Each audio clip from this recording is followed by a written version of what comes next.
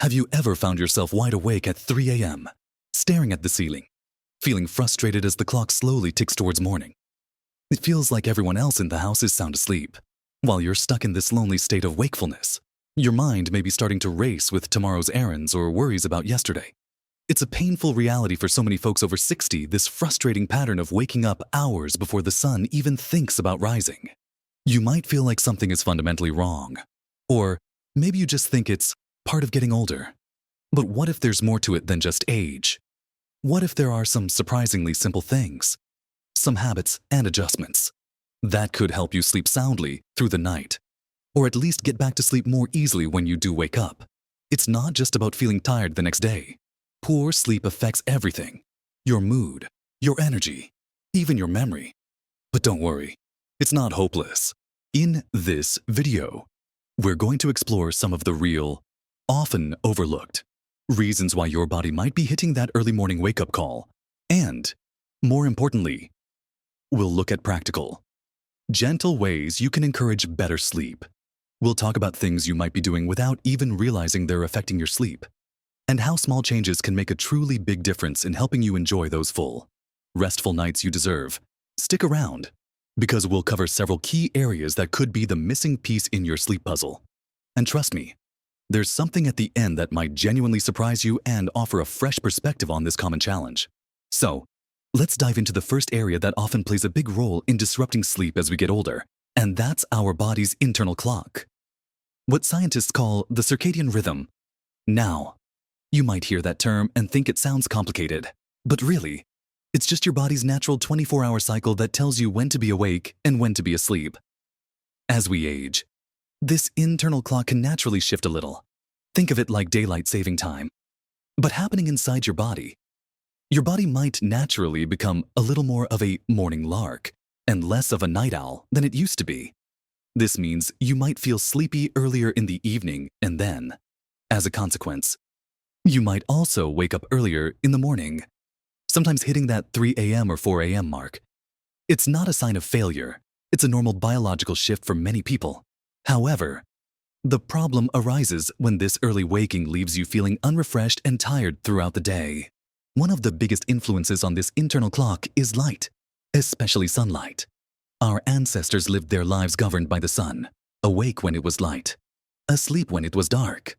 Our bodies are still largely wired that way. Getting exposure to natural light, particularly in the morning, is like hitting a reset button on your internal clock. It tells your body, okay, it's daytime, time to be alert. Conversely, exposure to light in the evening, especially bright artificial light, or the blue light from screens like phones, tablets, and computers, can confuse your body and make it harder to fall asleep or stay asleep through the night. It tells your body, hey, it's still daytime, even when it's late. So, a practical step related to this is to try and get some natural light exposure fairly early in your day, perhaps within an hour or two of waking up. Even 10-15 minutes of sitting by a window or taking a short walk outside can be really beneficial. It helps reinforce that daytime signal to your brain. Now, on the flip side, try to dim the lights in your home in the couple of hours before you plan to go to bed. If you like to read or watch TV in the evening, consider using softer lighting. And those screens. The blue light they emit is particularly stimulating. Trying to avoid screens in the hour or two before bedtime can make a significant difference, if you must use them. Some devices have settings to reduce blue light, or you can wear blue light blocking glasses. But ideally, stepping away from screens altogether in the evening is best. Think about how a room feels different with soft lamplight compared to harsh overhead lights. Your body picks up on these subtle cues, too. Another factor deeply tied to this internal clock and often contributing to early waking is the timing and duration of naps. Now, naps can be wonderful, especially if you had a poor night's sleep. A short nap can help you feel more alert and improve your mood and performance. But here's the catch: long naps, or naps taken late in the afternoon or evening, can interfere with your ability to build up enough sleep drive, that feeling of being tired and ready for a full night's sleep. If you nap for an hour or two, in the late afternoon. By the time bedtime rolls around, you might not feel particularly sleepy. Then, when you do eventually fall asleep, you might not sleep as deeply or for as long, making you more prone to waking up in the early hours. It's a bit of a cycle. You wake up early, feel tired, nap late, which makes you sleep poorly the next night, leading to another early wake-up and the need for another nap. If you find yourself in this pattern, consider adjusting your napping habits. If you need a nap, try to keep it relatively short, maybe 20 to 30 minutes. Think of it as a power-up, not a deep sleep session, and try to take it earlier in the day, ideally before 3 p.m. For some people, even short naps can disrupt nighttime sleep. And if that's you, it might be better to try other ways to manage fatigue during the day, like taking a short walk or doing some light stretches. It's about finding what works for your body. But being mindful that naps, while tempting, can sometimes be part of the reason for those unwanted 3 a.m. wake-up calls. By being more deliberate about when and how long you expose yourself to light, and by being strategic about napping, you're gently helping your body's natural sleep-wake cycle work more smoothly, potentially paving the way for more consolidated sleep through the night. Now that we've touched upon the power of light and smart napping, let's move on to something else that has a huge impact on your sleep quality and those early awakenings, continuing our chat about what might be stirring you awake before you're ready. Let's talk about what you eat and drink. And perhaps more importantly, when you do it. Our digestive system and metabolism are busy processes, and they don't just shut off the moment you decide to go to bed. What's happening inside your body can absolutely affect your ability to fall asleep and stay asleep. For instance, consuming caffeine too late in the day is a classic culprit. We often think of coffee as a morning drink, but caffeine is also found in tea, chocolate, some sodas, and even certain pain relievers. Caffeine is a stimulant, and it can stay in your system for many hours, sometimes up to 8 or even 10 hours for some people. So, that cup of tea or piece of chocolate after dinner might still be buzzing around in your brain and body at 3 a.m., making it difficult to stay asleep once you've drifted off. A good rule of thumb for many people over 60 is to cut off caffeine intake by early afternoon, say around 2 p.m. This gives your body plenty of time to clear it out before bedtime. Experiment with this and see if it makes a difference. You might find that switching to decaf coffee or herbal tea in the afternoon and evening really helps quiet things down internally. Alcohol is another tricky one. Many people think a glass of wine or a nightcap helps them relax and fall asleep faster. And it might seem to at first, but alcohol actually disrupts the quality of your sleep, particularly in the second half of the night. As your body processes the alcohol, its sedative effect wears off, and you're more likely to wake up and have trouble getting back to sleep. That 3 a.m. wake-up could very well be your body rebounding from the effects of the alcohol consumed hours earlier. It also can make symptoms of conditions like sleep apnea worse, and might cause you to need to use the bathroom more frequently during the night. If you enjoy an alcoholic drink, try to have it earlier in the evening with your meal and limit the amount. Giving your body several hours to process it before hitting the pillow can lessen its disruptive effects on your later sleep. Heavy meals late in the evening can also pose a challenge. A large meal right before bed means your digestive system is working hard when it should be winding down. This can lead to discomfort, indigestion, heartburn, or just a general feeling of being too full to sleep comfortably. Aim to finish your main meal at least 2 to 3 hours before your planned bedtime, if you get hungry later. A light snack, like a small piece of fruit or a few crackers, is usually fine and won't put as much strain on your system. Sugary snacks close to bedtime can also cause your blood sugar to spike and then drop, potentially waking you up. Then there's fluid intake. Waking up to use the bathroom, known as nocturia, is a very common reason for sleep disturbance as we age. While some causes of nocturia are medical and should be discussed with a doctor, a simple adjustment you can make is to be mindful of when you drink fluids. Try to front-load your fluid intake earlier in the day and reduce how much you drink in the couple of hours before bed. Of course, it's important to stay hydrated, so make sure you're drinking enough throughout the day. but avoiding large amounts of fluid, especially caffeinated or alcoholic beverages. Close to bedtime can help reduce the need for those nighttime trips to the bathroom that break up your sleep. It's not about restricting fluids altogether, just timing them wisely. Beyond food and drink, the environment you sleep in plays a massive role. Your bedroom should be a sanctuary for sleep. Think about temperature, light, and noise. Many people sleep best in a room that is slightly cool, darker than you might think, and quiet. As we get older, our body temperature regulation can change a bit, and being too warm is a frequent cause of waking up. Experiment with your thermostat or extra blankets to find a temperature that feels comfortably cool throughout the night. Light, as we discussed earlier with the circadian rhythm, is a big one. Even small amounts of light can disrupt sleep. The glow from a digital clock, light peeking under the door, or streetlights outside. Blackout curtains or a comfortable eye mask can make a world of difference in creating the darkness needed for deep, restful sleep. And noise. Sometimes we don't even realize how much background noise is affecting us. Traffic sounds, a ticking clock, a partner snoring, or even the hum of appliances can disturb sleep, even if they don't fully wake you. Earplugs, a fan for white noise, or a sound machine can help mask these disruptive sounds and create a more consistently quiet environment. Making these simple adjustments to your bedroom can significantly improve your chances of sleeping through that early morning window. Now that we've looked at how external factors like diet, drink, and your environment impact sleep, let's explore some other, perhaps less obvious, areas that might be contributing to those early wake-ups. Moving on with our journey to better sleep and understanding why you might be waking up early, let's shine a light on something that affects many of us. Especially as life brings new challenges or changes stress and worry. It's very difficult to sleep soundly when your mind is racing. For many people over 60 worries about health, finances, family, or just the uncertainties of the future can bubble up when the house is quiet and distractions are few. You might fall asleep okay, but then wake up in the dead of night, and suddenly, your thoughts become a relentless hamster wheel.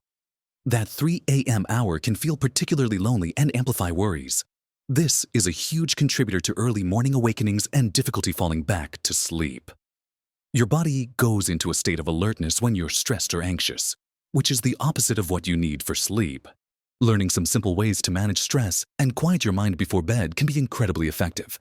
This isn't about eliminating all worries. That's not realistic. But finding ways to process them so they don't steal your sleep. One technique is keeping a worry journal. About an hour or two before bed, spend 10-15 minutes writing down whatever is on your mind. Get it out of your head and onto paper. Once it's written down, tell yourself you've addressed it for today and you'll revisit it tomorrow during daylight hours when you're better equipped to deal with it. This can help create a mental boundary between your waking worries and your sleep time. Another helpful practice is incorporating a relaxing ritual before bed. This could be reading a physical book. Remember, avoid screens, listening to calming music or a podcast, taking a warm bath, doing some gentle stretching or yoga, or practicing simple deep breathing exercises or meditation.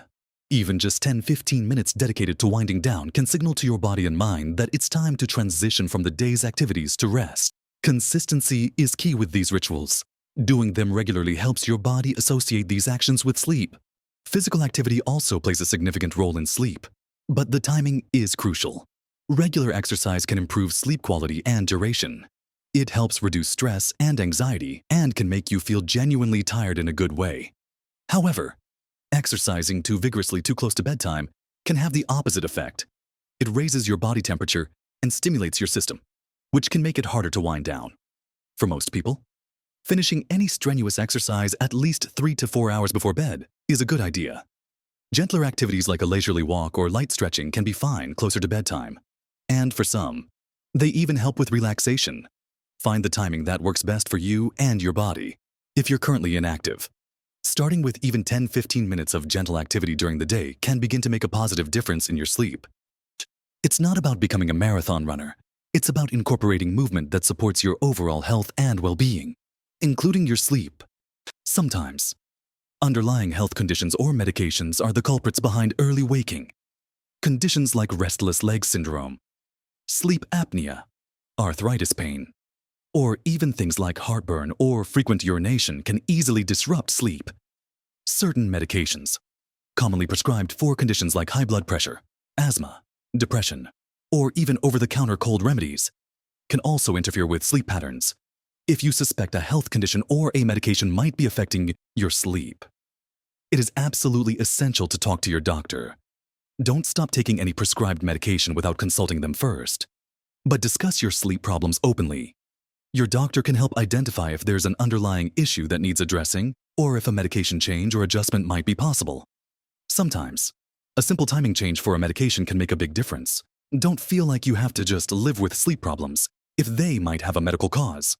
Seeking professional advice is a proactive step towards better health and better sleep. Finally, let's revisit that internal clock and how consistency around bedtime and wake-up time can help regulate it. As tempting as it is to sleep in on weekends if you've had a poor night, keeping a relatively consistent sleep schedule, even on weekends, helps reinforce your body's natural rhythm, aiming for the same bedtime and wake-up time each day, or at least within an hour or so, helps train your body when to be asleep and when to be awake. This consistency is like setting your internal clock every day, making it less likely to drift and cause those early morning awakenings. It might feel difficult at first, especially after a rough night, but over time, this habit can be incredibly powerful in stabilizing your sleep pattern. Remember, it's not about being rigid and stressed about sleep. It's about making informed, gentle adjustments to support your body's natural ability to rest deeply. By paying attention to managing worry, timing your exercise, understanding potential medical links, and prioritizing consistency, you're building a comprehensive approach to tackling those early morning wake-up calls. It's about creating the right conditions for sleep success. We've covered quite a bit today, delving into why that 3 a.m. wake-up call might be happening more often than you'd like, and exploring several areas that can influence your sleep. We talked about how your body's natural clock shifts and how light, especially morning light and evening screen light, impacts it. We discussed how strategic napping can either help or hinder nighttime sleep, and we really dug into the significant role that what you eat and drink, and particularly the timing of things like caffeine, alcohol, and large meals, plays in sleep disruption. We also looked at creating the ideal sleep environment by controlling temperature, light, and noise in your bedroom. Then, we explored the powerful impact of stress and worry on keeping you awake or waking you up, and how simple techniques like journaling or a relaxing bedtime ritual can help. We touched on the importance of regular physical activity, but also the need to be mindful of exercising too close to bedtime. And importantly, we discussed recognizing when an underlying health condition or medication might be contributing to your sleeping issues and the necessity of talking to your doctor. Finally, we reinforced how crucial consistency in your sleep schedule is for regulating that internal body clock. Now, I know that might seem like a lot of information, but please don't feel overwhelmed. The secret isn't one magical cure. It's understanding that there are often multiple factors contributing to those early awakenings, and the solution lies in gently addressing several of them. You don't have to implement every single suggestion overnight. Start with one or two that resonate most with you or seem easiest to try. Maybe it's cutting off caffeine earlier, or committing to 15 minutes of morning light, or simply trying that worry journal tonight. Small, consistent steps can add up to truly significant improvements in your sleep quality. Remember, this isn't about achieving perfect sleep every single night. None of us do. It's about giving your body and mind the best possible chance to get the restful sleep you need and deserve to feel your best every day. Those frustrating early mornings don't have to be your norm forever. By understanding the why and trying some of these practical strategies, you're taking powerful steps towards reclaiming your nights. And I promise you something that might surprise you at the end. Here it is. One of the most overlooked factors is simply our attitude towards sleep and those early awakenings. When you wake up at 3 a.m. and immediately get frustrated, anxious, and start worrying about how little sleep you're getting and how tired you'll be, You trigger your body's stress response. This surge of adrenaline and cortisol makes it even harder to fall back asleep. The surprising truth is that sometimes the worry about not sleeping becomes a bigger problem than the initial wake-up itself. What if, instead of getting upset, you shifted your perspective if you wake up? Acknowledge it calmly and tell yourself, okay, I'm awake right now. Avoid looking at the clock. Knowing the exact time often just increases frustration, instead of tossing and turning and getting angry. If you can't fall back asleep after 15 to 20 minutes, get out of bed. Go to another room with dim lighting and do something quiet and relaxing. Read that book. Listen to soft music, or just sit quietly. Only return to bed when you feel genuinely sleepy again. This technique, sometimes called stimulus control, helps break the association between your bed and being awake and frustrated. It teaches your brain that the bed is for sleeping, not for worrying or staring at the ceiling. Accepting that occasional wake-ups are normal and adopting a calmer approach can significantly reduce the anxiety surrounding them and actually make it easier to fall back asleep, or at least feel less stressed about being awake. That simple shift in mindset, combined with the practical strategies we discussed, can be incredibly powerful. Improving your sleep is an investment in your overall health, happiness, and vitality. It's not about perfection, it's about progress. Give these ideas a try.